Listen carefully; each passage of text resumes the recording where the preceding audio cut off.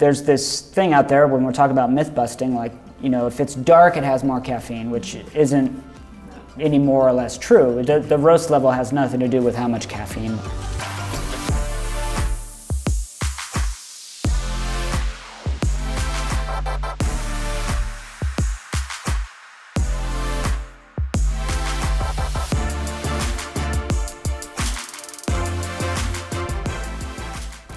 Welcome to episode 3 of Deeper Into the Woods podcast.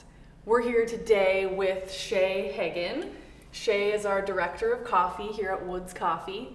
We just want to get to know Shea a little bit more, and we'll get into all the nitty gritty of coffee here shortly. So Shea, tell us about yourself.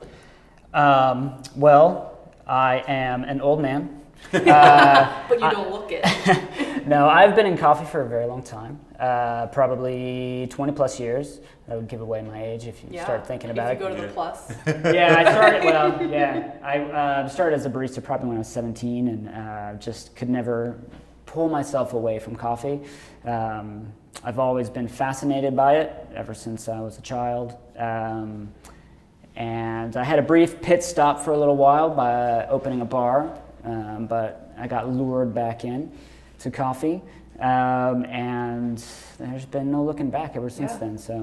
So I started off, there's a company out of Portland called Coffee People, and they opened up a shop in Denver, where I'm from, and I worked there for about a year, and then they got shut down, and then I worked at some other cafes locally, and then I started with Starbucks in the 90s. Yeah, back in the heyday. I have that partner number drilled into my head it's like a prison number. It's 285997. So that's not short either. Yeah, it's a long number.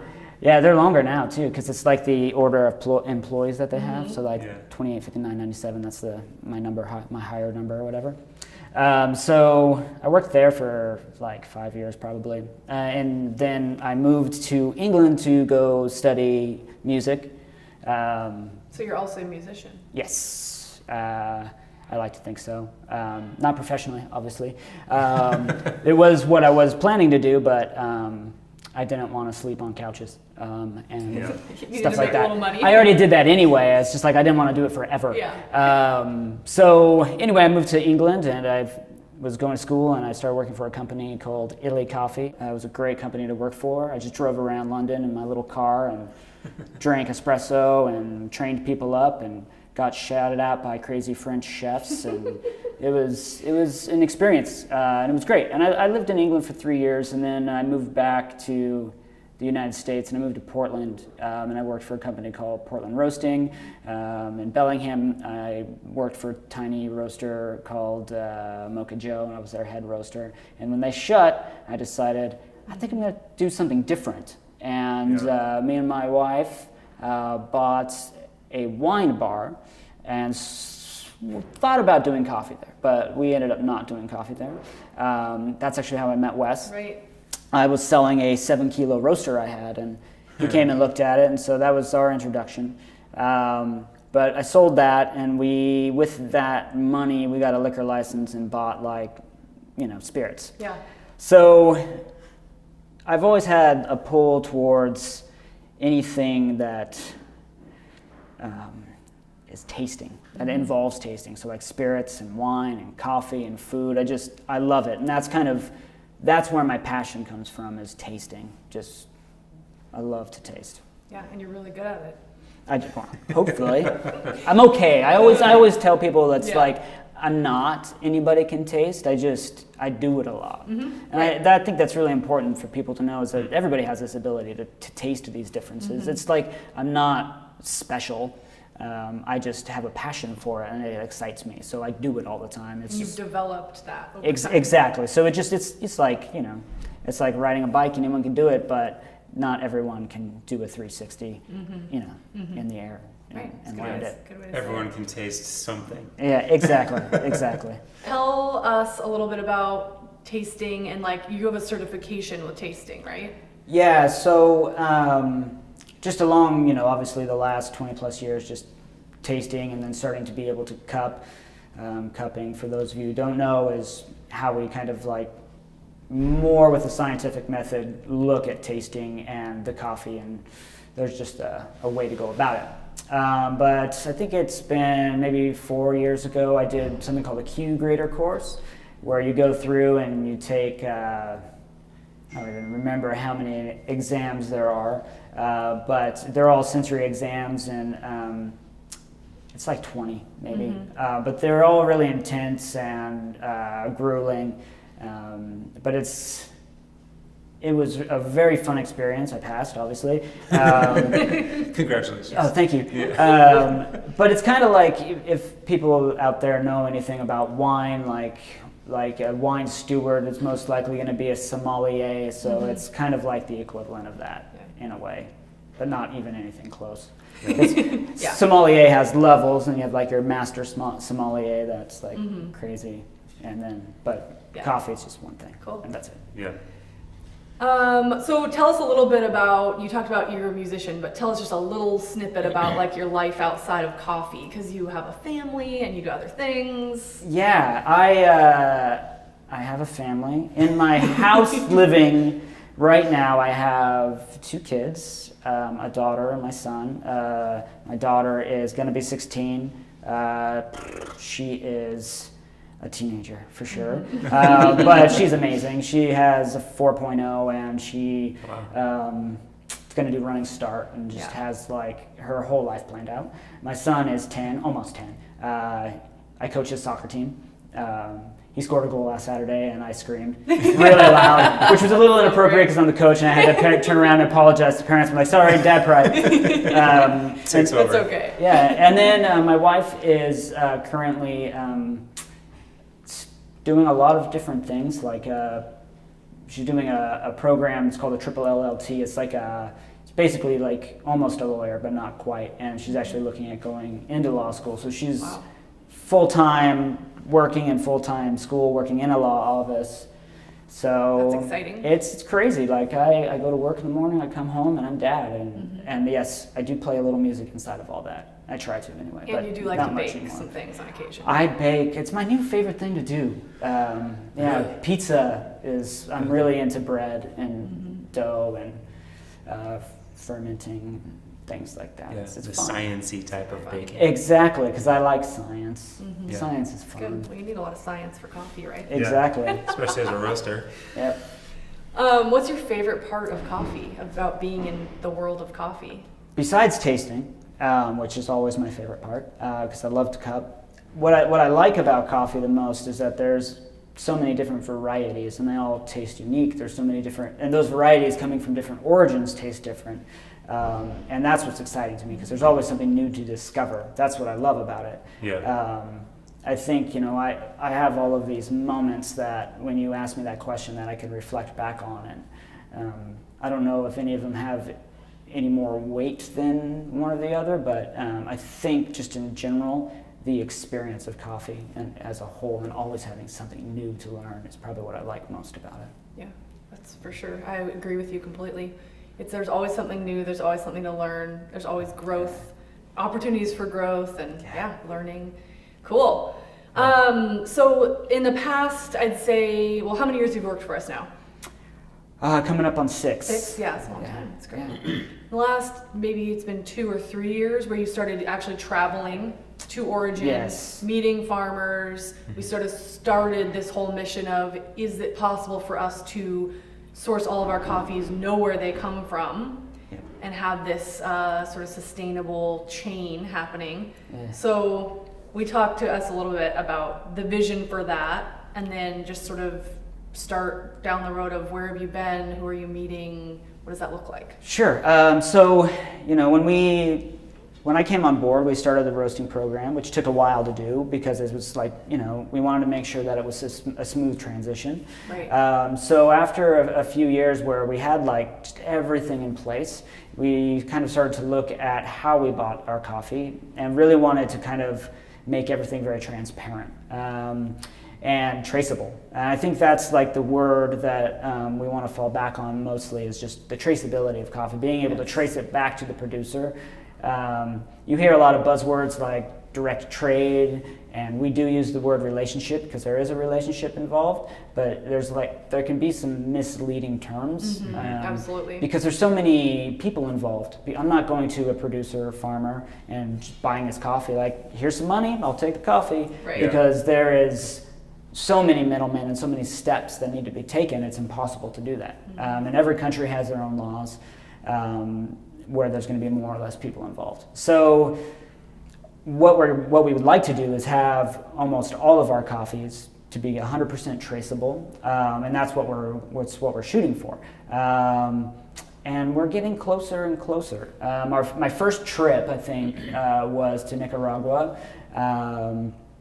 and we had been buying our coffee from a producer there for a very long time. So it really was our first relationship coffee because we've been buying coffee from him since day one. And I bought coffee from him when I worked for another company as well. Great producer.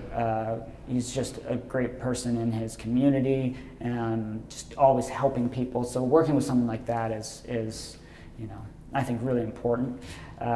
So we went to his farms. He's got multiple ones, and his family does as well. And he works with other producers as well. And we started meeting other producers there, and so that was a really great trip. It was my first time that I've ever walked up to a coffee tree and saw blossoms.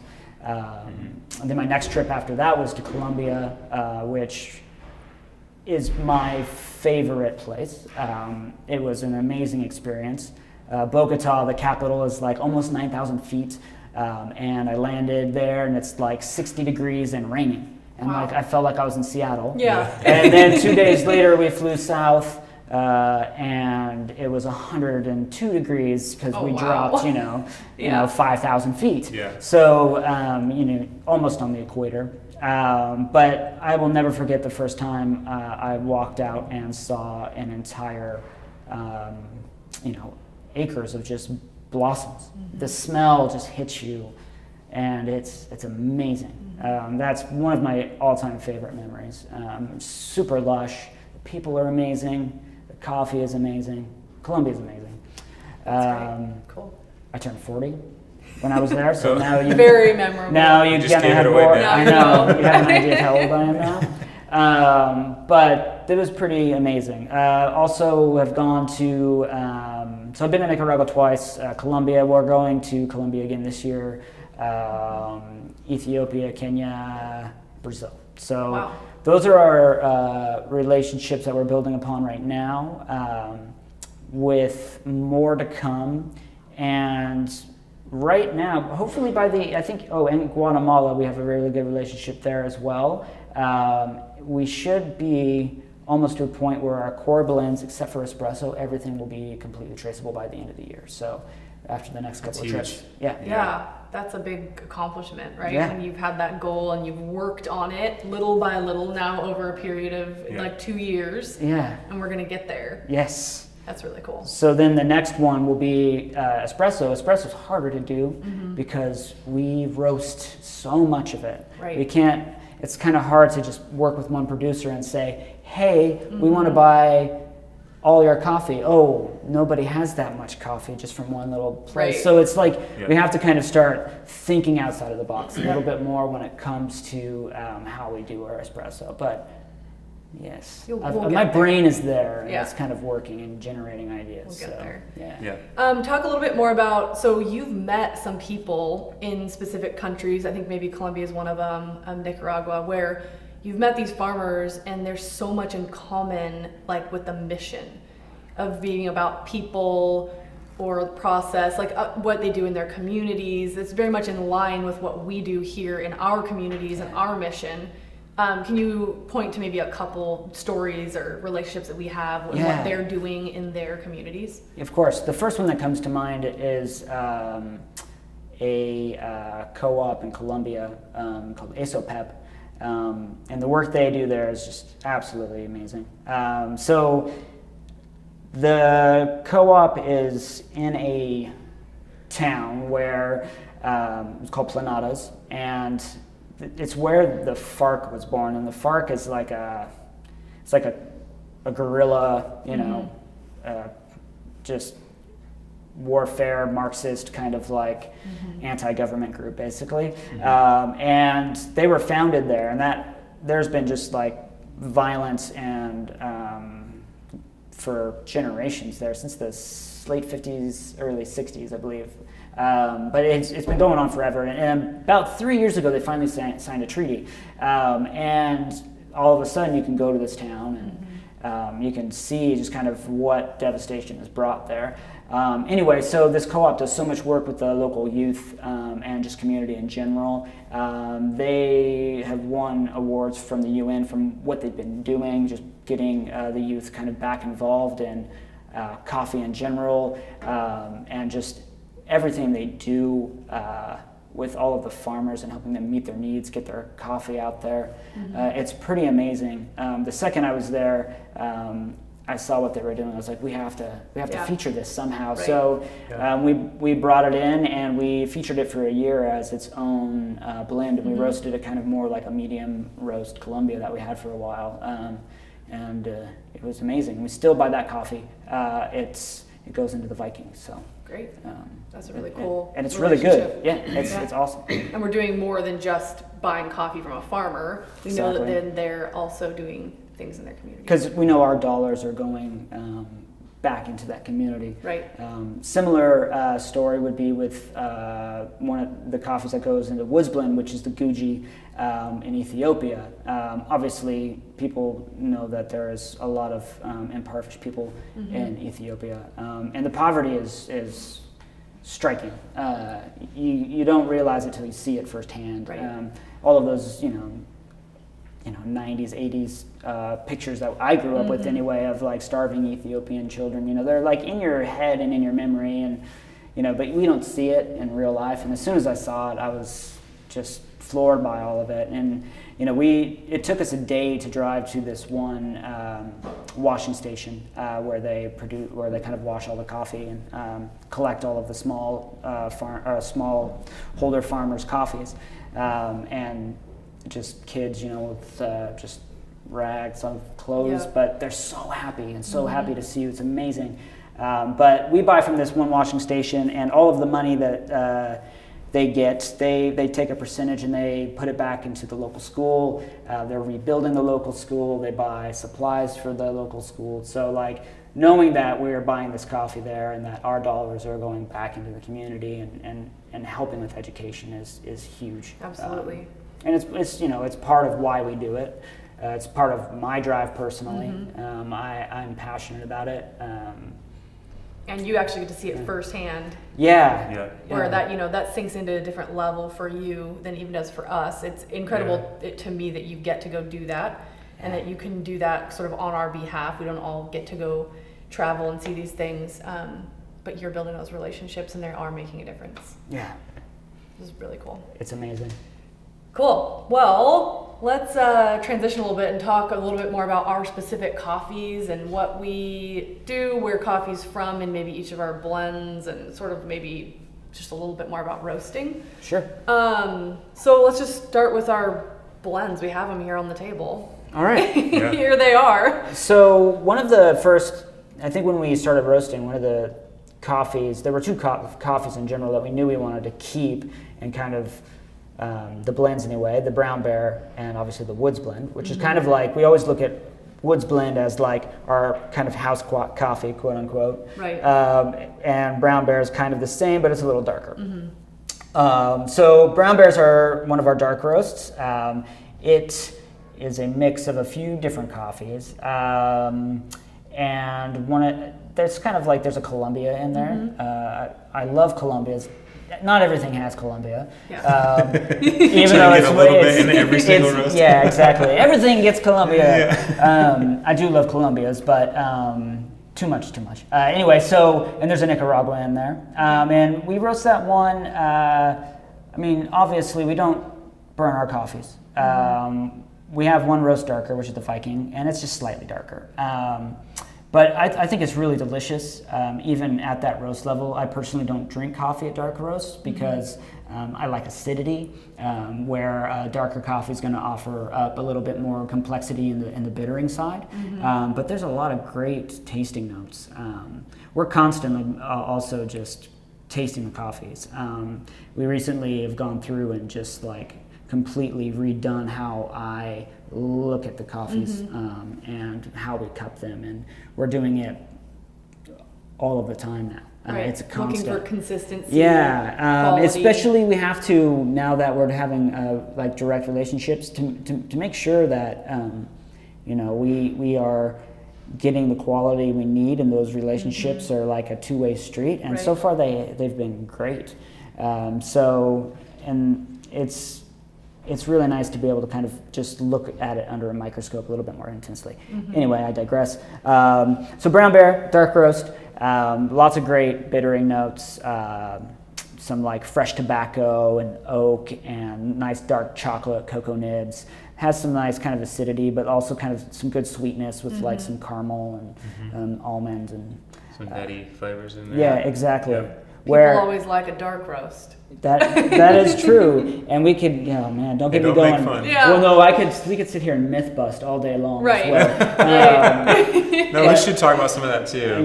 Yes, we should. So brown bear. Yeah, and then the Woods Blend, which is our other house coffee, very different. Also very nutty, but we have like a Guatemala, a Ethiopia, and another Nicaragua in there. And the Ethiopia gives it like some really good like floral characteristics. So you get some like depth in that bittering, but you also get a lot of really nice bright acidity notes out of it as well, which get mellowed out with the roast level. But you get a good amount of fruit flavors along with the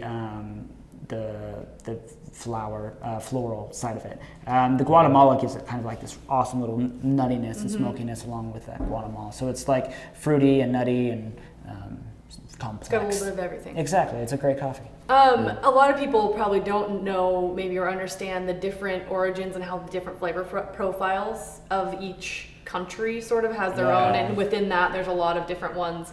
But will you just touch on like maybe a couple of those and like what the flavors are? Yeah, of course. It's so complex because the world of coffee, there's so many things. So you have like the species, the variety of the coffee, you have the origin, and then you can go off on like there's altitude and all of these things that have the process that have kind of helped shape the flavor.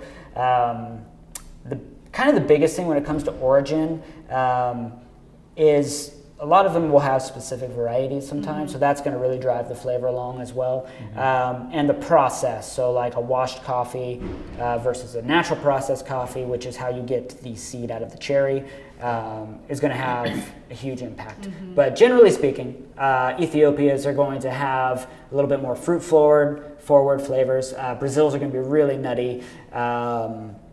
And like Colombias are going to have like that classic, almost like dark chocolate and cherry flavor. And then Kenyas are like grapefruit and blackcurrant.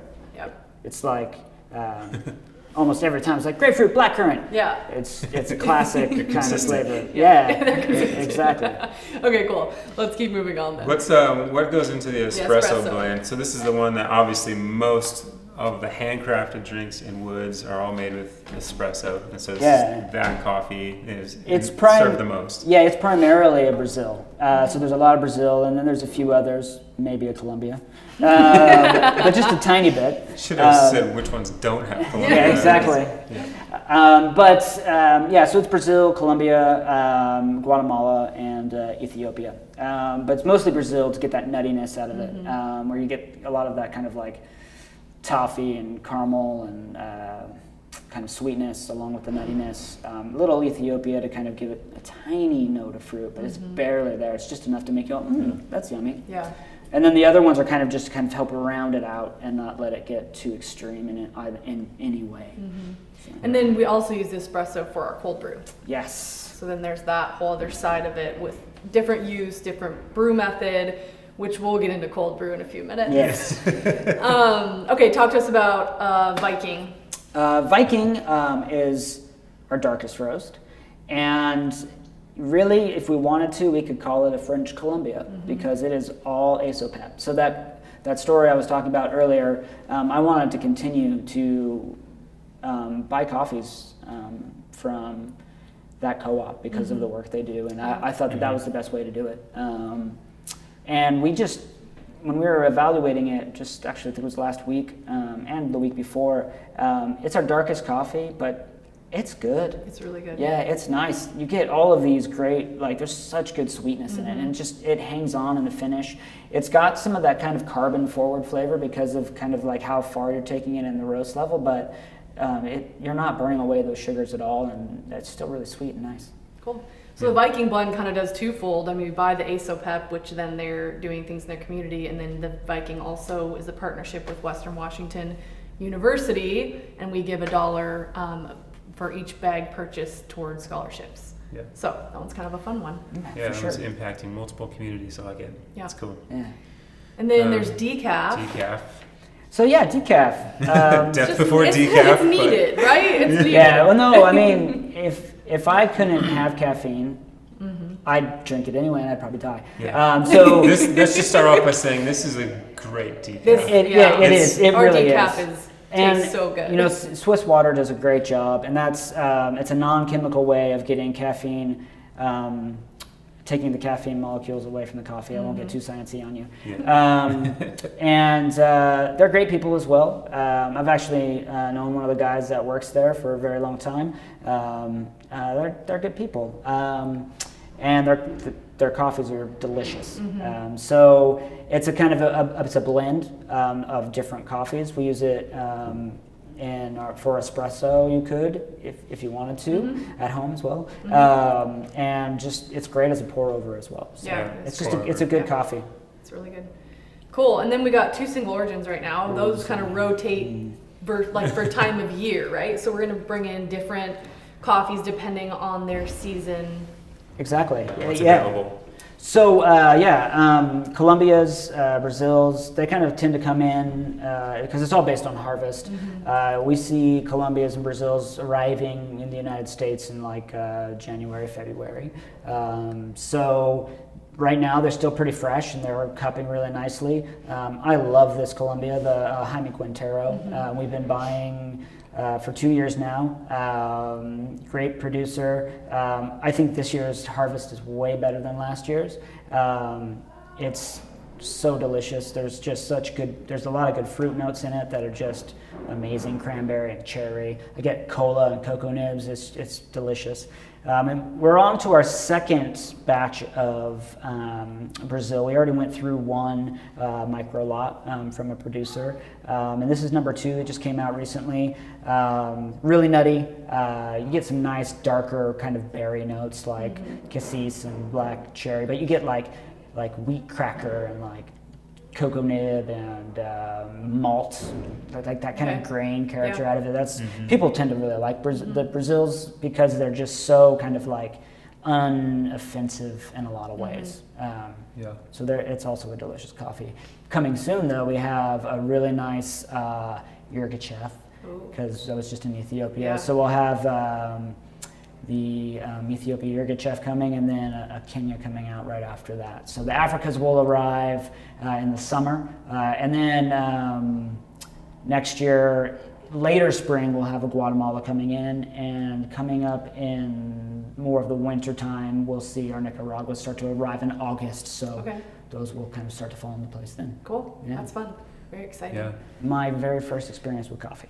My dad drank instant coffee, and like as a child, I always romanticized everything my dad did. It didn't matter what it was, because it was right though. because he's like super intelligent, has a PhD. So I'm like, I looked up to him, you know, and I'd always think like, chess and coffee and like books and things like that. So that's kind of how I saw coffee. That was like my first, that's how I looked at it. My first experience drinking it was disgusting, obviously, because I didn't know what I was doing. Like we'd take like Taster's Choice by the spoonful, and we'd eat it.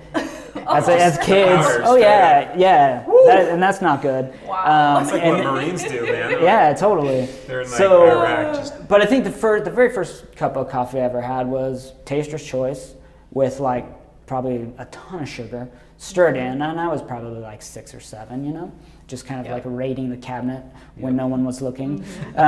So that's kind of like when I taste it, you know, I think about that first memory every time I drink it, because all instant coffee has that flavor to it.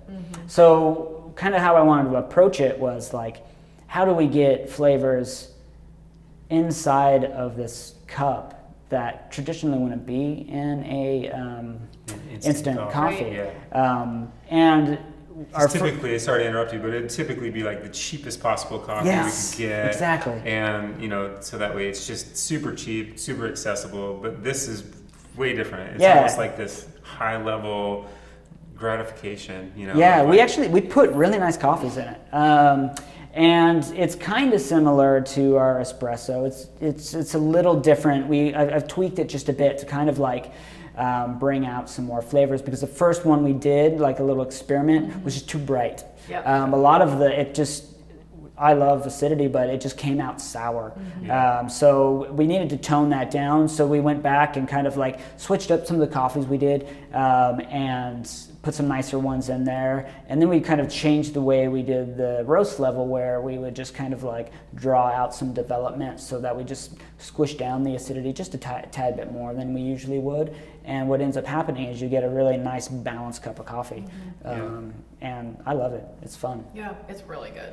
For Yeah. what it is, it's amazing. For for what it is, it's crazy because you can actually control the flavor of it also, because you're stuck with the pouch. You know, you have the Yeah. pouch pre-measured instant espresso that's been extracted and then freeze dried. Yep. But you can control the level and the temperature of the water and everything right there. Yeah, exactly. In your cup, which is really cool. So I've been drinking that recently just to kind of be familiar with it and I kind of like it. Yeah, Same it's kind of good. childhood as you. You know, my parents used to host gatherings at their house, and we would wait for them to be done, and then we knew that right afterwards it'd be dessert and coffee, and so we'd be drinking decaf coffee with so much sugar in it. But you're right, there's something that just takes you right back to, you know, just that kind of coffee that you had as a child, Yeah, you know, that you probably exactly. shouldn't have been having. Yeah. So it's We have a mischievous. friend that just told us they've been actually drinking this like every day because it's just quick and easy. Yeah. They actually take their mug, put the packet in the bottom of the mug, and stick it under their Keurig, and just do the water from the Keurig, because you can do like a specific measurement. Yeah. So 10 ounces, and they don't have any pod in there, and they just let the water go right into the cup, and then it's like on your way. It's single cup, really quick, but Yeah. you know, he And likes that's it. the whole reason. I mean, we called it the adventure blend because it's all about like get your coffee as quick as possible and like hit it and like Yeah. go out and explore, be adventurous, take it camping, take it on a plane trip. It packs down really well. Yeah. It's like you can't take this and a Right. French press and a Yeah. pour over kit, or you know. So it's just like really good coffee in the smallest possible form ever, and so it's really cool. And it's for really that the only use. thing we do that can be it's like a single cup use without having to. Yeah, it's sort of an measure and answer grind and all to the those pods and to Yeah. you know, that whole. Yeah, and going Industry. back to the pod, like your story with the Keurig, that's Mm-hmm. probably the best use of a Keurig I've ever heard. Exactly, right? Seriously, because I mean, those things waste so much plastic. Every Yeah. use is just like, Oh, The yeah. pods, yeah. Yeah. yeah. Yeah. Yeah. Pods. And we still have packaging that Plus we're the wasting, quality. but Right. yeah. Cool. Well, let's talk a little bit about cold brew, because I think a lot of people don't know what it is, or know what it is, have misperceptions or ideas of things people have said or they've heard about it. Yeah. What is What is cold cold brew? yeah. Yeah, so we're Just gonna break it down. Yeah, welcome to this episode of Mythbusters. Oh, I love it. Yeah, so cold brew, there's like so many things where people are like, oh, like even recently it was like someone had asked me, does it have more caffeine? Right. Right. And it's like, no. You know, it's Yeah. like, when it comes down to it, cold brew, it's a method of brewing coffee. And really, when it comes down to it, for the most part, no one method is going to produce more caffeine than another, especially when you're talking about things that use hot water. That's the thing with cold brew that makes it a little bit of an anomaly, because you're using cold water. Because if I was to make an espresso with 20 grams of coffee, and then I made a pour over with 20 grams of coffee, I'm pretty much going to have the same amount of caffeine from 20 grams of coffee. Yeah, but then once we kind of start talking about cold water, it's actually a very inefficient way of brewing, because you're not extracting everything that's there. So if you were to do the same ratio, you would have way less caffeine. You'd have way less flavor. But what you need to add is time, so you have another variable.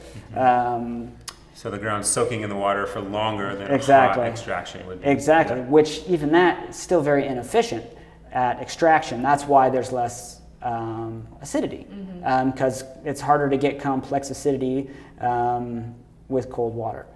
You'll get other things like other flavors, the kind of classic malt, grain, and chocolate notes, and the sweetness will come out, but this acidity doesn't develop the same. And the same goes with caffeine. But so all of that being said, you have to actually use more coffee. So like when we brew espresso, we're going to use 20 grams, but it's 1 part espresso, 2 parts water. If I was to brew a cup of coffee and I was going to use 20 grams, it'd be 1 part coffee and 15 parts water. So when we brew cold brew, we do 6 parts coffee, 1 part coffee, 6 parts water, excuse me. But then we water it down. And because we make a concentrate, and then we water it down even more. So when it comes down to it, especially when you start talking about, then we put ice inside of a cup, like volume to volume, it's impossible that the cold brew is going to have more caffeine. So if really, you can't say yes or no to that question. It just maybe makes you feel different. Yeah. That's what I've heard from a lot of people. They say heard they that drink it too. and they feel different. Could be. It could be psychosomatic as well, but it could be the same. I don't know. I'm not that person. Everything's objective. If you like the way it makes you feel, then drink it. That's what I'm saying. Yeah. I drink it. My son really likes it, apparently. That's his first delve into coffee, is cold brew. He talks about it all the time. He's like, I want some cold brew. Like, no. Okay. Sneaking sips of my coffee. Well, I'm sneaking. He sneaks sips. And so occasionally I'm okay, I go for it. But I made a iced pour over of Colombia recently, and now he just is talking Colombia. You've got him indoctrinated into the Colombia. His story's going to be, I was 10 years old and my dad made me a pour over Colombia. Very different from your story. Yeah, it's funny because I bought him a jersey of the Colombia national football team, and he wears it a lot. So he's all about Colombia right now. Yeah, so. Super cool. That's awesome. Now I got him on the coffee side. I'm not trying to groom him. Sure you're not. Trying to steer him away from anything I've ever done. So learn from my mistakes. That's a good one. So, like, what's actually happening, in those flavor profiles to get that sort of smoothness that cold brew has? Yeah. So part of that is the blend. It's the same coffee we put in the espresso. It's our espresso blend. So that Brazil is going to offer up a ton of that nuttiness. And then, nuttiness and kind of like the chocolate and the caramel and the nougat and toffee, all of those things are coming from the coffees, but they're highlighted by the brew method because using cold water, you're not, extracting a lot of the acidity. There's still acidity there. It's just, it's not going to extract all of it. So whereas hot water is just going to be like the most efficient way of extraction. So really kind of squashing the acidity slightly and allowing enough time to kind of like bring out everything is really what's going to kind of shape the flavor profile of the cold brew. Yeah, cool. Yeah. It's definitely a fun, different way of drinking coffee. It is a different flavor profile. Some people love it. And it's really good steam too. I think we're the only one really doing the steamed cold brew. It kind of throws people off a little bit. So it's crazy. But it is really good. It is. It's interesting. In the roastery, Chris, our production roaster, in the morning, sometimes we'll go over to the cold brew tank before we move it over to be diluted, and he will take like a quarter concentrate and then put hot water on top of it. Oh. And it tastes a lot like the steamed cold brew. And it's smart. I like Yeah. that. It's kind of like, I'm like, if I don't like camping, but if I was to go camping, I would just bring Concentrate. Yeah, So with what me. you're saying And then is just it's like pour adventure hot water. blend, sort of. Exactly. Exactly. It's kind of genius. But like in a a way. concentrate that you can water down. Yeah. Hey, maybe Hey, that's we're a on product something. that. Yeah, we were talking about it. You'd We have to gotta- get we a gotta little cut bit. that out. No one else can do exactly. that. Yeah, exactly. You got to get just a little bit more concentrated though to make it perfect. Like I was drinking, I was like, it's just a little bit, not quite there. But if we were just to kind of like take that ratio and reduce it just a A bit, little bit. yeah. Okay, we're onto Is perfection something. We're onto possible something. for And- you? and then Have use- you ever actually found perfection? No, You're like one of those guys that's like the needle just keeps moving and you're always chasing it, It really which is. makes you great. Yeah. It makes it great. Well, some people might view it that way. Other people may not. Yeah. People in my family definitely might say the opposite. Right. It's a We're good never thing. good enough for you, Good Dad. thing. Yeah. In this situation, we like it. We like that you're a perfectionist. It's Yeah. good. Cool. Yeah, so I started right here as a coffee drinker, which is a brown bear. So I've always, with my upbringing, it was, just dark coffee and lots of cream, lots of sugar. That was me as a kid. And I just kept drinking that. But over there, I have slowly sort of, migrated this way to where now I have an appreciation for this still. But I have found a real love and joy in our single origins, which is kind of like sort of similar to your journey, eating powder straight out of the instant jar, which is kind of where So, and I think there's probably a lot of people out there that are similar to that, where it's like they're just kind of drinking coffee, whatever it is, whatever a diner is serving or whatever a restaurant is serving, right? And whatever you're getting, that's coffee. But give a little bit more of kind of a behind the coffee view of like the differences between something like a dark roast or even a medium roast, and then something into like the lighter roasted coffees, which is for us, it's all of our single origins are light roasted for a very specific reason. Yeah. So maybe go into some of that and the kind of the different worlds that we're straddling here for coffee. It's a great question, especially when we're talking about dark roasted coffee.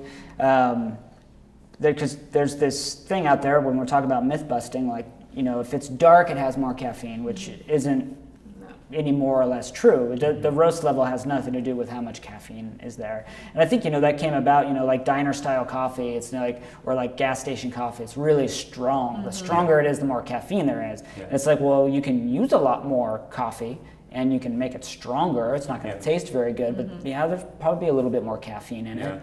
But the roast itself definitely does not have more caffeine. And I think that's where a lot of the confusion comes from, where people are like, no, dark roast has more caffeine. That's not true. Neither one does.